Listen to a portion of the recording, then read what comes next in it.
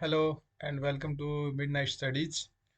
आज हम आप सब के लिए एक फ्री सीरीज लेके आए हैं एचएस एग्ज़ाम के लिए। और इसमें हम डिफरेंट सब्जेक्ट्स के बारे में पढ़ेंगे। और मैं दीपक आपकी सी सेट की यहाँ पे पूरी कंप्लीट तैयारी कराऊंगा। पूरे सारे A to L टॉपिक जो भी हमारे क्या होते हैं सी सेट में आते हैं। तो सबसे पहले आज हम डिस्कस करेंगे PIQ 2024 के 10 जो इम्पोर्टेंट से क्वेश्चन हैं उनको हम डिस्कस कर लेते हैं। और डेली हम क्या करेंगे, 10 क्वेश्चंस को डिस्कस करेंगे। तो चलो स्टार्ट करते हैं। तो सबसे पहले हम क्वेश्चन को रीड करते हैं। What is the question? So here it is given. After melting four metallic sphere of diameter 15 centimeter in a factory, wire of diameter of the cross section 0.2 centimeter was drawn. What would be the length of the wire so obtained? किसी कारखाने में 15 centimetre व्यास वाले चार धात्विक गोलों को पिघलाकर 0.2 centimetre cross section के व्यास का एक तार बनाया गया। तो बनाए गए तार की लंबाई क्या होगी? हमको क्या करते हैं, अब इसको हम सोल्व करते हैं। इसका सॉल्यूशन कैसे निकलेगा? सबसे पहले एक चीज पता होनी चाहिए हमें, वो क्या होती है कि volume is equal to volume. क्योंकि जब हम एक किसी भी चीज को एक चीज से दूसरी चीज में कन्वर्ट करते हैं तो उसकी वॉल्यूम क्या रहती है, रिमेन सेम रहती है। जैसे हम पानी को किसी जार से दूसरे जार में डाल दें, वो सेम उस जार की ले सकता है, लेकिन वॉल्यूम क्या रहेगी, रिमेन सेम रहेगी हमारी वो। हम क्या लिखेंगे यहाँ पे, volume is equal to volume. और हमें किसकी वॉल्यूम किस में कन्वर्ट करनी है, स्पेयर की volume. Volume of a sphere is equal to volume of a cylinder को हमें क्या है, कन्वर्ट करना है। तो सबसे पहले हमें वॉल्यूम ऑफ ए स्पेयर का फॉर्मूला पता होना चाहिए, 4/3 पाई r cube. And volume of a cylinder का फॉर्मूला क्या होता है, पाई r² इंटू एच। अब हम क्या करेंगे, जो भी हमसे दे रखा है वो वॉल्यूम उसकी क्या करेंगे, हम पुट कर देंगे वॉल्यूम्स में। अब यहाँ पे हमारे पास क्या दे रखा है कि फोर स्पेयर स्पेयर का हमारे पास वॉल्यूम का क्या फॉर्मूला होता है, pi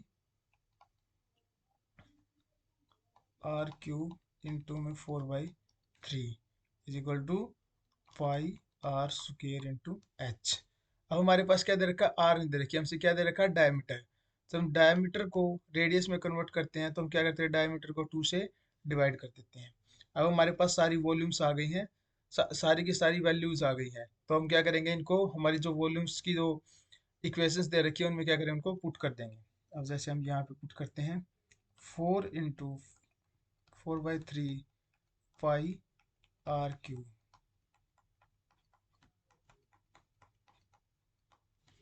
is equal to pi r² into h. क्योंकि हमें क्या निकालनी है, वायर की लेंथ की, वो कितनी साइज की है, कितनी लंबी लेंथ हमारी उसकी बनेगी वायर की। अब हम इसको स्टार्ट कटिंग करते हैं। 2 2 जा 4, इससे हम 4 को 4 से काट देंगे। 3 5 जा 15 एंड 2 2 जा 4। अब हम सभी चीज़ों को क्या करेंगे, एक साइड लिख लेंगे और पाई से हम पाई को क्या कर देंगे, कट कर देंगे। और जो हमारे पास ये पॉइंट है, हम इसको नीचे उतारेंगे तो ये कितना आ जाएगा, 10। और हमारे पास अब एच की क्या वैल्यू आएगी, 2 इंटू 5 इंटू 10 इंटू में 225 225। क्योंकि 5 5 जा 15 15 जा 25 होता है। अब इसके बाद हम क्या करेंगे, सभी को मल्टीप्लाई करेंगे तो हमारे पास कितना आएगा, 225 इंटू में 000। तो अब इसने इन्होंने किस में पूछ रखा है, मीटर को, और ये हमारे पास किस में आया है, सेंटीमीटर क्यूब में। अब जब हम सेंटीमीटर को मीटर में बदलेंगे तो उसमें किससे डिवाइड कर देंगे, 10। किससे डिवाइड कर देंगे, 100 से डिवाइड कर देंगे। तो इसको 100 से डिवाइड करेंगे तो हमारे पास कितना आ जाएगा, 2250 मीटर। ये हमारा क्या हो जाएगा, answer. And this is the length what is the required of wire. So now let's come to the second question. 9 years ago, 9 साल पहले, father was 9 time as old as his son. 9 साल पहले जो पिता की एज है वो पुत्र की एज से कितनी है, 9 गुना ज्यादा है। और 10 साल बाद, मतलब आज से 10 साल बाद पिता की आयु कितनी हो जाएगी, 2 years more than twice the age of his sons. What are their present age? तो हमें उनकी प्रेजेंट एज निकालनी है। तो कैसे होगा, मान लेते हैं कि हम कि सन की वैल्यू है हमारे पास एक्स एज, और फादर की हमारी कितनी है, वाई।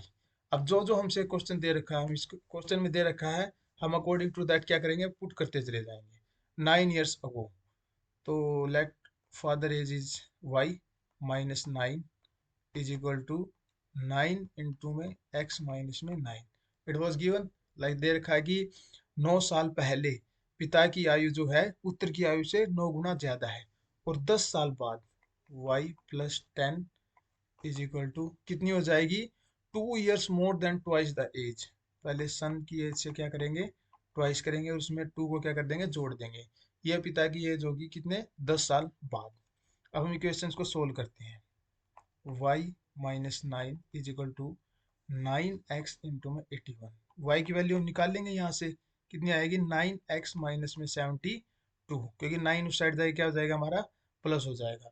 अब जो ये हमारे पास y की वैल्यू आई है, इस y की वैल्यू को हम कहाँ पुट कर देंगे, इस इक्वेशन में पुट कर देंगे. तो हमारे y की वैल्यू कितनी आई थी, 9x minus 72 plus 10 is equal to 2x plus 20 plus 2. अब इक्वेशन को हम क्या करेंगे, सोल्व करेंगे. ये 2x इस साइड प्लस में, तो उस साइड क्या हो जाएगा, माइनस में. तो 7x माइनस में 62 इज इक्वल टू 22, और जो 62 है ये हमारे पास क्या, इस साइड माइनस में, तो उस साइड कितना हो जाएगा, प्लस में. तो 7x इज इक्वल टू कितना आ जाएगा, 84, एंड x की वैल्यू हमारे पास कितनी आ जाएगी, 12, क्योंकि 12 7 जा 84. अब हम देखते हैं, हमने पुत्र की एज क्या, x किसकी एज थी, पुत्र की, और इसकी कितनी है, सन की है 12, और अभी हम अपने ऑप्शंस में सर्च करेंगे कि 12 कहाँ है. So here is the option D. So our answer will be D.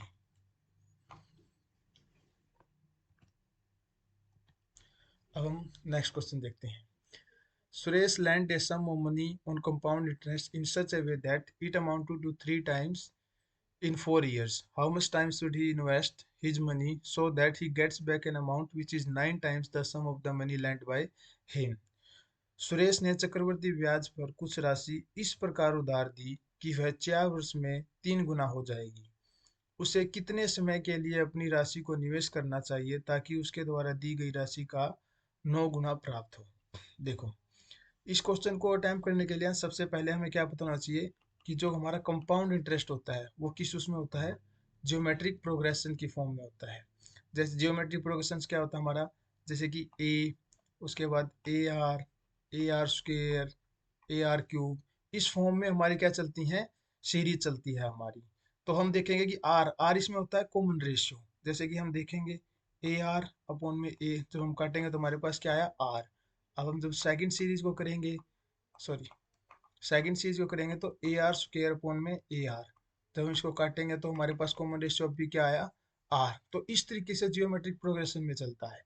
अब हमें पता है कि जो 3 टाइम्स है वो 4 years में हो जाता है, और जियोमेट्रिक प्रोग्रेशन में हमने क्या देखा है, आर स्क्वेयर, आर क्यूब, मतलब हर बार हम किससे कर रहे हैं, आर से मल्टीप्लाई कर रहे हैं. ठीक है, और हर बार एक सीरीज बढ़ रही है. जब हमें 3 गुना होने के लिए 4 साल लगे हैं, तो अब दोबारा हम इससे किसे करेंगे, 3 से, और दोबारा से 3 गुना होने के लिए कितना टाइम लग जाएगा, 8 years. तो इस तरीके से हमारा आंसर क्या हो जाएगा, ए. ए इज द आवर आंसर. अब हम अगला क्वेश्चन सोल्व करते हैं. ये एक अच्छा कॉन्सेप्ट है, और इसको समझने के लिए सबसे पहले हमें एक फॉर्मूला पता होना चाहिए. वो क्या होता है, एम पी मतलब मार्केट प्राइस अपॉन में कॉस्ट प्राइस इनटू में हमारे पास कितना क्या दे रखा है, जो भी discount is equal to selling price upon में कॉस्ट प्राइस. तो ये फॉर्मूला है, इसको हम सबको क्या करना है, अच्छे से याद रखना है. और इसको जब हम क्वेश्चन को सोल्व करेंगे तो हम इसी फॉर्मूले का यूज करके इस क्वेश्चन को क्या करेंगे, हम सोल्व करेंगे. सो अब देखते हैं. एक shopkeeper marks the price of 3 identical articles. First 60% above the cost price, second 45% above the cost price, and third 40% above the cost price. If he give discount 25% on the first article, 20% on the second article, and 15% on the third articles, what is the overall profit percentage? तो इसमें हमें क्या निकालना है कि हमारे पास total profit हमारा कितना होगा. तो हम मान लेते हैं कि क्योंकि इसने क्या रखा है, 3 आइडेंटिकल, ठीक है, सभी मार्क करता है 3 आइडेंटिकल प्राइस, तो उनका सभी का क्या होगा, कॉस्ट प्राइस क्या होगा हमारा, सेम रहेगा. मान लेते हैं कि कॉस्ट प्राइस हमारे पास 100, तो मार्केट प्राइस फर्स्ट वाले का कितना होगा, 160, क्योंकि ये 60% अबव कर देता है. मार्केट प्राइस सेकंड वाले का हमारे पास क्या होगा, 145, क्योंकि कितना कर देता है, 45% इंक्रीज कर देता है। और मार्केट प्राइस हमारे पास तीसरे वाले का क्या होगा, 140, क्योंकि कितना इंक्रीज कर देता है, 40% इंक्रीज कर देता है। अब हम इसी चीज को किस में करेंगे, हमारे फॉर्मूले में पुट कर देंगे और वन बाय वन हम करेंगे। जैसे देखते हैं अब 160 अपॉन में 100 इंटू में, फर्स्ट में हमारे पास कितना डिस्काउंट देता है ये, 25%। अगर 25% डिस्काउंट दे देता है तो बचा हुआ कितना बचाएगा हमारे पास, 75%। तो 75/100 is equal to, selling price हमें नहीं पता लेकिन कॉस्ट प्राइस हमें क्या है, पता है, क्योंकि हमने मान रखा है कि 100 है। तो 100 से 100 कट जाएगा।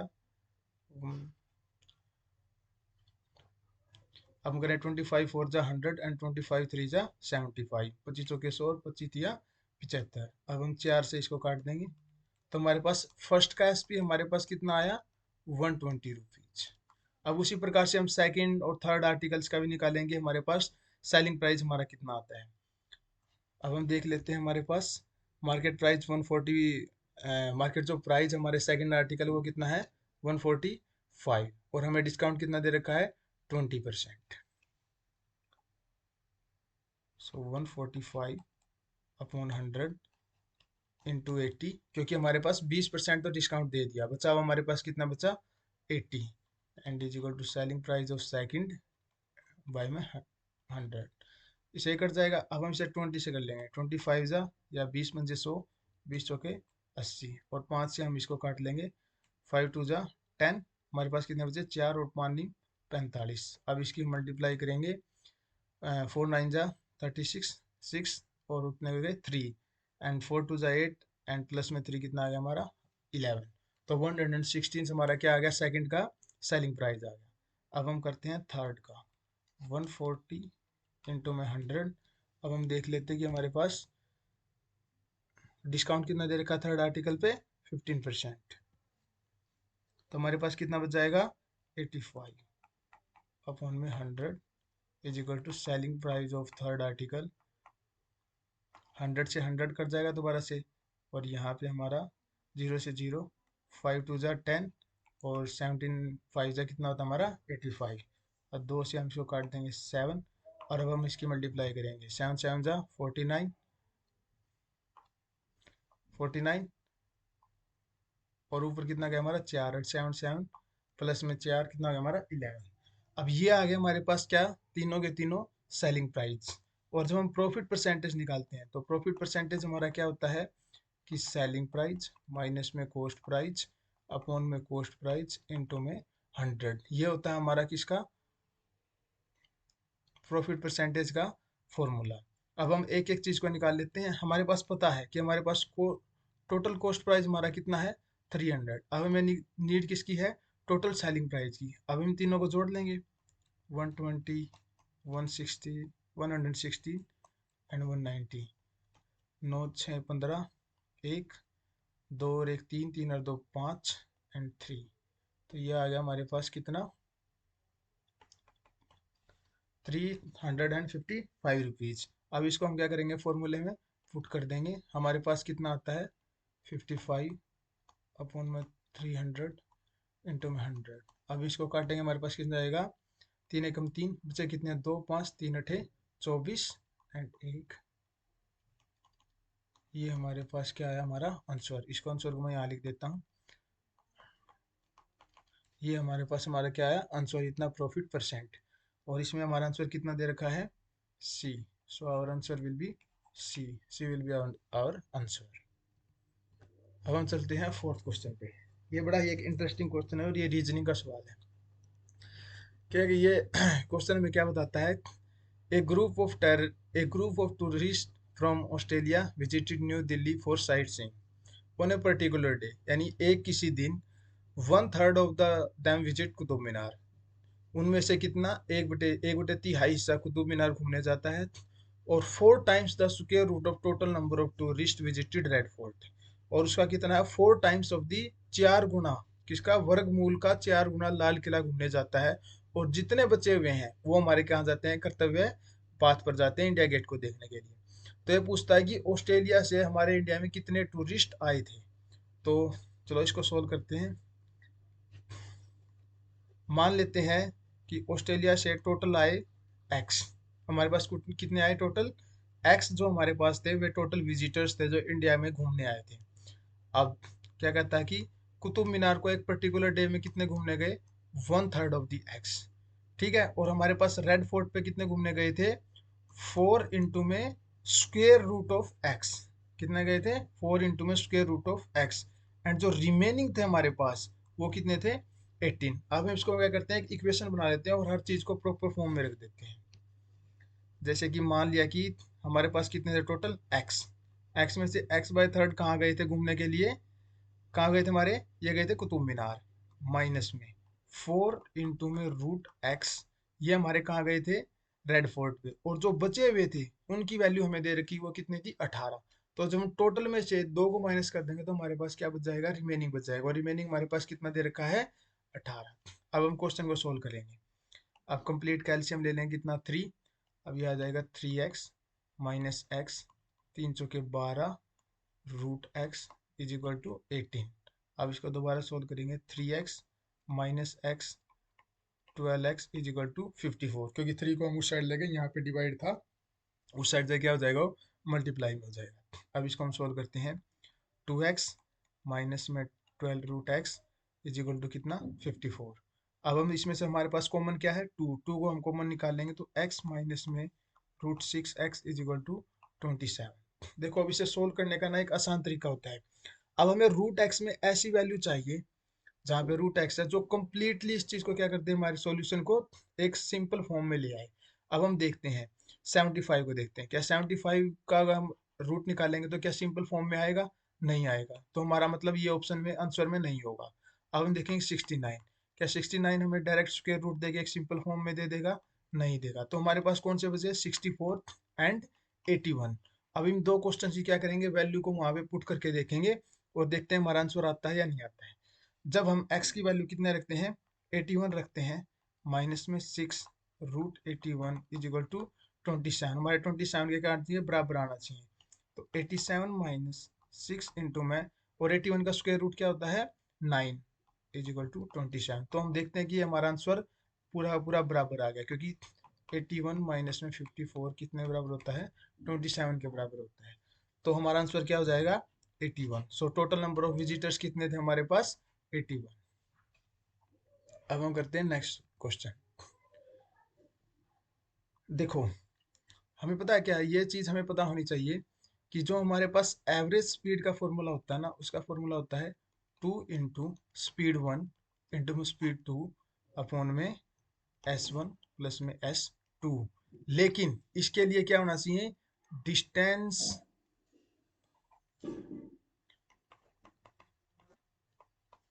Distance should be same. इसके पास हमारे पास क्या होना चाहिए, जो हम डिस्टेंस तय कर रहे हैं ना वो हमारे पास क्या होना चाहिए, एक ही होना चाहिए, ठीक है। इसके लिए ये फॉर्मूला, अगर डिस्टेंस अलग अलग होगी तो हमारे पास क्या होगा, उसे सोल्व करने का तरीका भी अलग अलग हो जाएगा। सबसे पहले हम किससे करेंगे इस क्वेश्चन को सोल्व, बेसिक से सोल्व करेंगे, फिर हम किससे करेंगे, जो मैंने फॉर्मूला बताया है उसमें पुट करके करेंगे। अब जैसे देख लेते हैं, A man travel from point A in one state to point B in another state by train moving at a speed of 19 km per hour, and he returned to the starting point A by another train moving at a speed of 72 km per hour. What was the average speed of the train for the whole journey? Okay, वैसे हमारे पास formula क्या होता है speed निकालने का, total distance upon में total time. ये हमारे पास नॉर्मल फॉर्मूला होता है जो हमें करना पड़ता है अगर स्पीड निकालनी है तो हम निकालना है। अब सबसे पहले अगर हमें टाइम निकालना है तो हमारे पास ये क्या हो जाएगा, टोटल डिस्टेंस अपॉन में स्पीड। अब हम निकालें, मान लेते हैं हमारे पास डिस्टेंस कितनी है x, तो हमारे पास फर्स्ट टाइम क्या आता है कि x अपॉन में 90, और तो वापस आता है तो डिस्टेंस हमारे पास क्या रहती है रिमेन सेम रहती है, और उस आते वक्त स्पीड हमारी कितनी होती है 72। अब हमारे पास टाइम 1 भी है टाइम 2 भी है, तो टोटल टाइम हमारे पास ये हो गया, टोटल डिस्टेंस हमारे पास कितनी होगी 2x होगी, क्योंकि आने जाने की दोनों तो साइड की क्या होगी डिस्टेंस कवर होगी।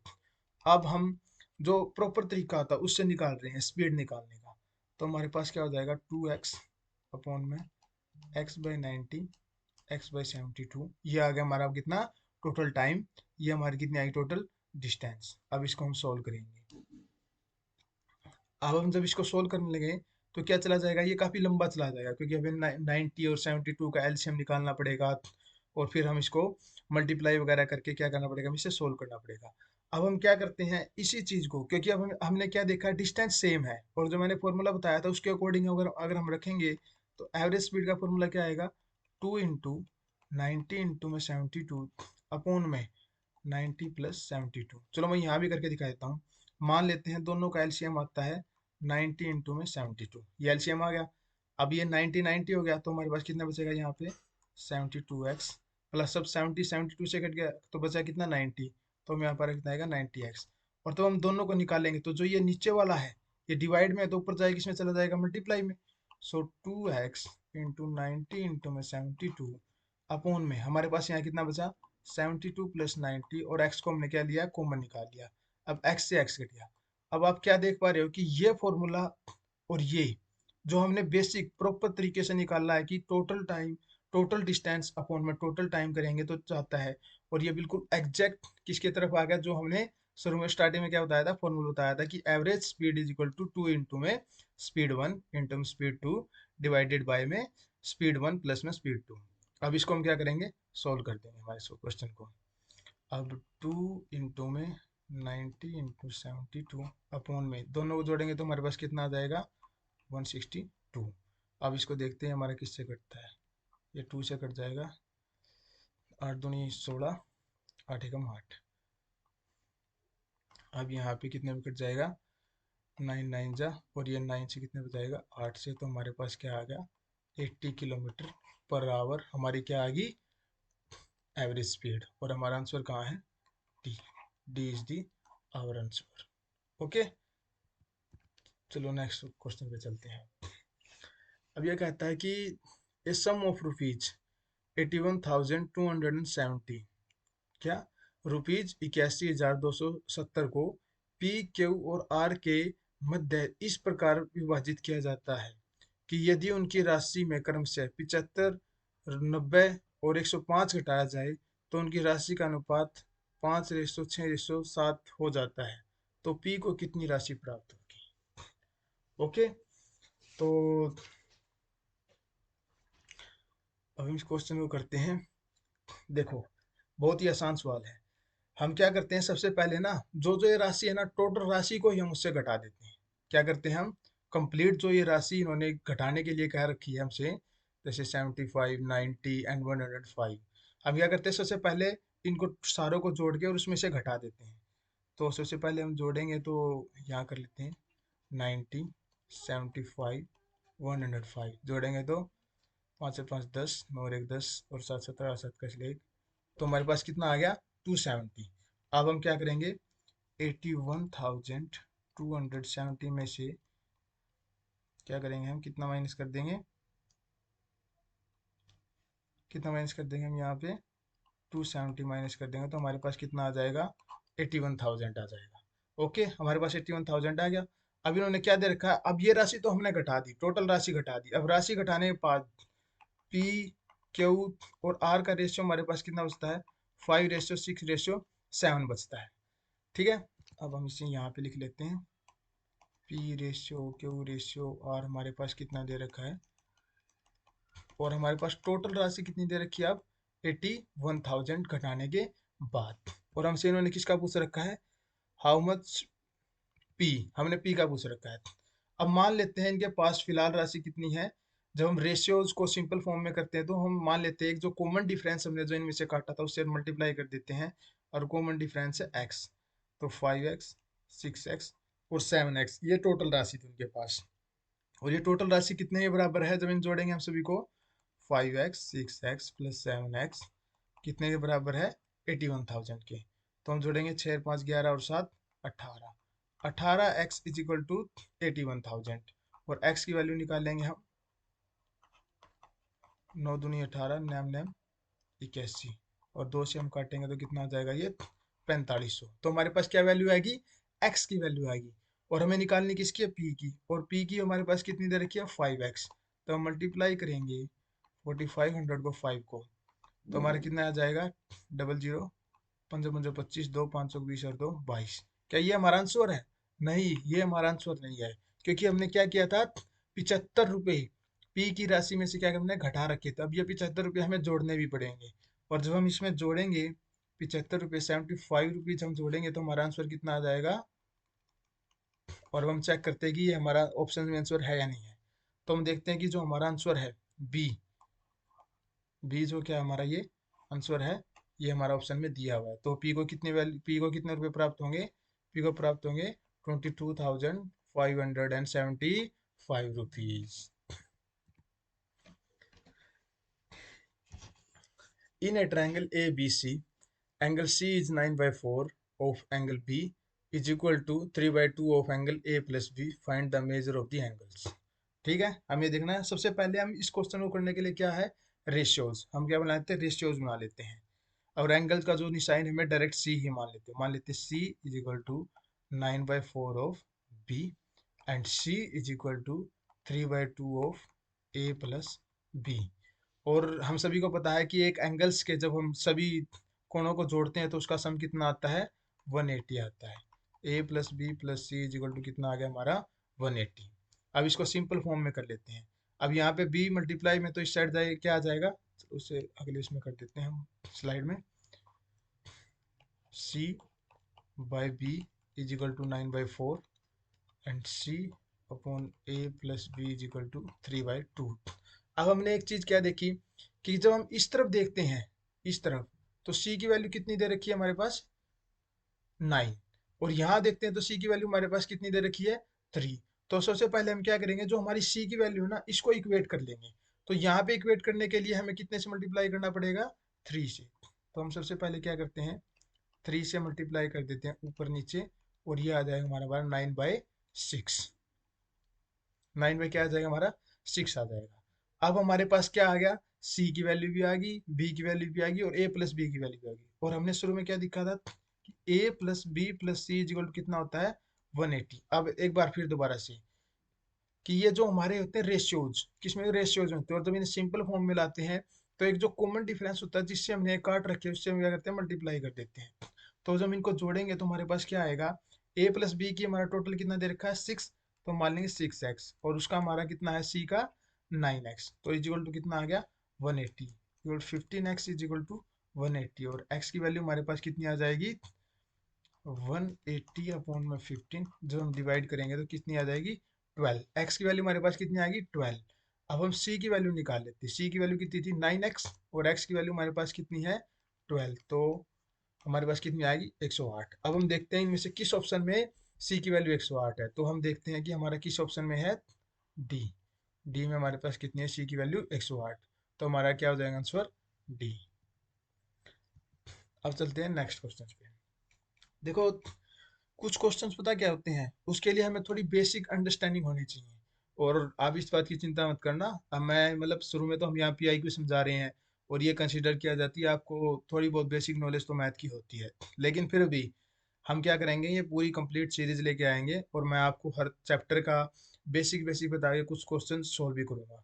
क्योंकि इतना डिटेल्स नहीं आता, लेकिन मैं उतना समझा दूंगा आपको कि अगर आपके पास कोई भी क्वेश्चन आएगा तो आप एबल होंगे कि उस क्वेश्चन को सोल्व कर सकें। जैसे कि अब मैं इस क्वेश्चन का बड़ा ही सिंपल फॉर्म में बता देता हूँ। जैसे कि 86 × 5, ये क्या हमारा कॉमन, देखो सबसे पहले ना, मतलब ये मिक्सचर एंड एलिगेशन का क्वेश्चन है। सबसे पहले मैं क्वेश्चन ही पढ़ देता हूँ आपके लिए। The average score of marks of student of class 9th A and 9th be in mathematics is 86.5। ये क्या है, जो एवरेज स्कोर है 9th ए का और 9th बी का, ये दोनों का एवरेज स्कोर है, कितना है, दोनों का मिला के। लेकिन एवरेज स्कोर ऑफ 9th ए, ठीक है, अगर हम इंडिविजुअली निकाल ले अलग अलग सेक्शंस का, तो जो 11th ए है उसका 91 है, और 11th बी जो है उसका है कितना है, 81 है। और हमें निकालना है कि टोटल रेशियो क्या है स्टूडेंट्स का 9th ए में, सॉरी 11th ए में और 11th बी में। सबसे पहले तो मैं आपको किससे करवाता हूँ, सिंपल फॉर्म में कराता हूँ। मान लेते हैं कि 11th ए में स्टूडेंट है एक्स, और 11th बी में स्टूडेंट है वाई। तो सबसे पहले तो हमें क्या निकालना है, एवरेज का फॉर्मूला क्या होता है, एवरेज का हमारा फॉर्मूला क्या होता है, टोटल अपॉन में, मतलब टोटल जितना भी सम होता है, टोटल्स का सम अपॉन में टोटल नंबर्स। अब हमें एवरेज दे रखा है किसका, 9th ए का और किसका, सॉरी 11th ए का और 11th बी का, कितना 86.5, और हमें क्या, हमें टोटल ये नहीं पता कि इनका टोटल सम कितना है। अब मान, और ये हमें स्ट्रेंथ पता है, स्ट्रेंथ हमें कितनी पता है, एक्स प्लस वाई पता है, लेकिन एवरेज इंडिविजुअल भी हमें पता होना चाहिए। अब नेक्स्ट उस पर करते हैं। तो हम टोटल निकालते हैं किसका, ए सेक्शन का और बी सेक्शन का। जब हम टोटल निकालते हैं तो हमारा कितना आता है, 86.5 इन एक्स प्लस वाई, क्योंकि ये हमारे पास एक्स प्लस वाई हमारे पास क्या थी, टोटल स्ट्रेंथ थी। अब हम जब टोटल निकालते हैं किसका, ए का, तो हमारे पास कितना आता है, 91। और हमने ए की स्ट्रेंथ कितनी मान रखी थी टोटल, एक्स, तो ये हमारे पास ए का आ गया। अब हम इसी प्रकार से बी का निकालते हैं, और बी का हमारे पास कितना है, 81। बी का हमारे पास कितना है, 81 इंटू में वाई। अब ये हमारे पास ए और बी की क्या आ गई, वैल्यू आ गई, 91x 81y। और तो उस साइड निकालेंगे तो हमारे पास क्या आ जाएगी, x प्लस वाई। अब ये टोटल है हमारे पास, क्या है ये, टोटल है। अब इनको क्या करेंगे, अब आपस में मल्टीप्लाई, यहाँ पे इस इक्वेशंस को खोलेंगे तो हमारे पास कितना आएगा, 86.5x प्लस में 86.5y। अब हम क्या करेंगे, x को इस साइड ले जाएंगे और y को इस साइड ले आएंगे, 91x minus 86 and 86.5y minus में 81y। अब इसको सोल्व करेंगे तो हमारे पास कितना आ जाएगा, 4.5x, और इसको सोल्व करेंगे तो हमारे पास कितना आ जाएगा, यह आ जाएगा 5.5y। अब 4.5x is equal to 5.5y हो जाता है। अब जहाँ पे y यहाँ पे मल्टीप्लाई पे यहाँ पे क्या हो जाएगा, डिवाइड में, और ये 4.5 हमारे पास यहाँ किस चीज़ में है, मल्टीप्लाई में, तो वहाँ जाए क्या हो जाएगा, डिवाइड में, और पॉइंट से पॉइंट कैंसिल हो जाएगा। अब हम इसको काटेंगे तो कितना आ जाएगा, 11:9। अब हम देखते हैं ये हमारा ऑप्शन में है या नहीं है। देखो हमारा ऑप्शन क्या है, सी, तो ये सी सोल्व हो जाएगा। तो ये है एवरेज का कॉन्सेप्ट। और एक होता है मिक्सचर एंड एलिगेशन का। देखो मिक्सचर एंड एलिगेशन में हम क्या करते हैं कि बीच में जो एवरेज होता है ना उसको रख लेते हैं हम बीच में, और एक साइड रख लेते हैं हम ए का, और एक साइड रख लेते हैं हम बी का। और जो बीच वाला होता है ना, ठीक है, जब ये जहाँ बड़ा होता है तो छोटे को माइनस करता है, और जहाँ ये छोटा होता है तो बड़े वाले में से माइनस होता है। जब इसमें से इसको माइनस करेंगे तो हमारे पास कितना आएगा, 4.5, और इसमें से जब इसको माइनस करेंगे तो हमारे पास कितना आ जाएगा, 5.5। अब ये पॉइंट से पॉइंट कट जाएगा और इसे हम डायरेक्ट काटेंगे तो हमारे पास कितना आएगा, 11:9। देखो हमारा बिल्कुल वही आ गया। ये था एक शॉर्टकट ट्रिक, लेकिन मैंने आपको दोनों तरीकों से समझा दिया कि एवरेज का कंप्लीट टोटल, और ये क्या है, शॉर्टकट जो मिक्सचर एंड एलिगेशन से निकलता है। दोनों तरीकों से हुआ क्वेश्चन क्या हो गया, सोल्व हो गया। अब हम चलते हैं नेक्स्ट पे। Okay, one contractor had undertaken a construction work to complete the given job. He sought labor compromising 24 men for 12 days for working 10 hours a day. क्या करता है कि एक कॉन्ट्रैक्टर है, उसने क्या किया कि एक काम को कंप्लीट करना है, और उसने 24 आदमी लिए, और जो कि हर रोज कितना काम करेंगे, 10 घंटे काम करेंगे और 12 दिन तक काम करेंगे, और टोटल काम क्या हो जाएगा, खत्म हो जाएगा। लेकिन बीच में क्या हुआ कि फेस्टिवल सीजन्स आ गए, जैसे दिवाली वगैरह, होली, कुछ ऐसा सीजन आ गया, और जो लेबर थे वो छुट्टी पे चले गए अपने घर पे, और उसके पास टोटल कितने आदमी बचे, 15 आदमी बचे, और जो 15 आदमी थे वो भी कितने घंटे काम करने के लिए रेडी थे, सिर्फ 8 घंटे। तो अब ये पूछ रहा है कि इस लेबर में, 15 आदमियों वाली लेबर में कितने दिन में काम कंप्लीट हो जाएगा। अब देखो एक चीज तो कॉमन होती है, क्या, work is equal to work. Work तो हमारे पास क्या रहेगा, सेम रहेगा, जो वर्क उनसे करवाना था। तो हमारे पास मान लेते हैं कि 24 आदमी है, और एक आदमी 1 घंटे में कितना काम करता है, एक काम करता है, और 10 घंटे में कितना काम करेंगे वो सारे मिलके, 10, और 12 दिन में कितना काम करेंगे, ये हमारे पास था हमारा टोटल वर्क। ये हमारा क्या है, टोटल वर्क है। अब हमारे पास क्या हो गया कि ये तो था हमारे पास टोटल वर्क, लेकिन हमारे पास अब कितने हैं, वर्कर्स 15 हैं, और वो कितने घंटे काम करने के लिए रेडी हैं, 8। तो अब हमारा क्या है कि वर्कर्स भी घट गए, आवर्स भी घट गए, तो डेज हमारे क्या हो जाएंगे, बढ़ जाएंगे। क्योंकि दो चीजें कम हो गई तो ऑब्वियसली डेज डेज तो बढ़ेंगे ही, क्योंकि उन्हें ज्यादा दिन लगेंगे काम करने में। अब हम इक्वेशन को क्या कर लेते हैं, सोल्व कर लेते हैं। अपॉन में 15 इंटू 8। अब ये 8 या 24, 5 या 15, 5 दूनी 10, 3 से 3, तो 12 दूनी 24। तो हमारे पास कितने डेज लगेंगे, 24। अब हम आंसर देखते हैं हमारा है, तो हम देखते हैं कि देखो जो हमारा सी आंसर है वो क्या दिखा रहा है, 24 डेज, तो वर्क कितने दिन में कंप्लीट हो जाएगा? 10 दिन में कंप्लीट हो जाएगा। So this is the session. Hope, उम्मीद करता हूँ कि आप सभी को ये पसंद आएगा। और अगर आपको हमारा टेलीग्राम और इंस्टाग्राम चैनल को फॉलो करना है और डेली अपडेट्स के रिगार्डिंग, आप इन दोनों चैनल्स को क्या कर सकते हो, फॉलो कर सकते हो। ये हमारा क्यूआर कोड है। Okay, thank you.